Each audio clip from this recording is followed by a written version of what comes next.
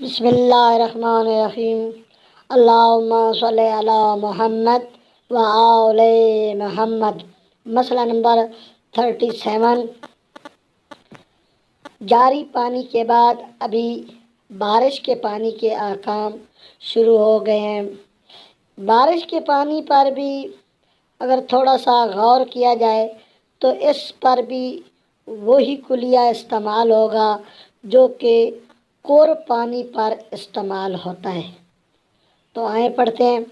بارش کا پانی، جو چیز نجس ہو اور عین نجاست اس میں نہ ہو، اس پر جہاں جہاں ایک بار بارش ہو جائے پاک ہو جاتی ہے۔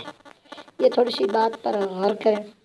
مثال کے طور پر آپ گزر رہے ہیں راستے سے اور راستے پر پڑا ہے خون، اوپر سے بارش ہوئی ہے اور اس خون کے چھینٹے آپ کے کپڑے پر پڑ گئے، لیکن یہ آپ کو پتہ چل گیا کہ قطرے پڑ گئے ہیں، چھینٹیں پڑ گئی ہیں، لیکن اس سے نہ رنگ ظاہر ہو رہا ہے، نہ بو ظاہر ہو رہی ہے، نہ ذائقہ ظاہر ہو رہا ہے۔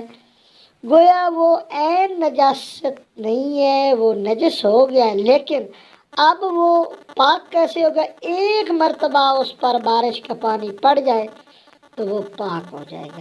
لیکن اگر بدن اور لباس پیشاب سے نجس ہو جائے، آپ کو ظاہر نظر بھی آ رہا ہو، تو بنا بر احتیاط اس پر 2 مرتبہ بارش کا ہونا ضروری ہے۔ جس طرح کور پانی میں نجس چیز کو دھونے کے لیے 2 مرتبہ دھویا جاتا ہے، اور بارش بھی جس کو آپ بارش کہیں، بوندا باندی کو آپ بارش میں شمار نہیں کریں گے۔ اور بارش کا پانی جو ہے وہ مثال کے طور آپ درخت کے نیچے بیٹھے ہیں تو آپ پر پانی پڑ گیا ہے تو بارش اچھی ہو رہی ہے تو وہ بھی ٹھیک ہے۔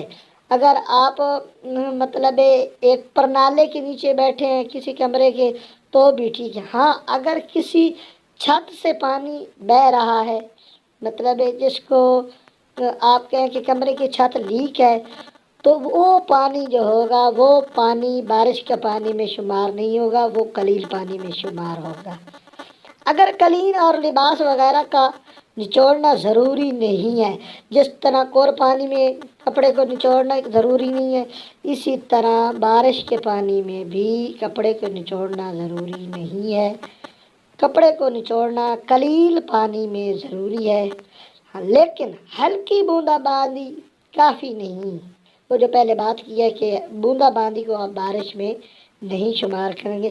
البتہ اتنی بارش لازمی ہے کہ لوگ کہیں بارش ہو رہی ہے تو عرف عام میں کہا جائے کہ بارش ہو رہی ہے۔ خداوند متعال ہمیں فقہ اہل بیت کو صحیح طور پر سمجھنے کی توفیق فرمائے اور عمل کرنے کی توفیق فرمائے۔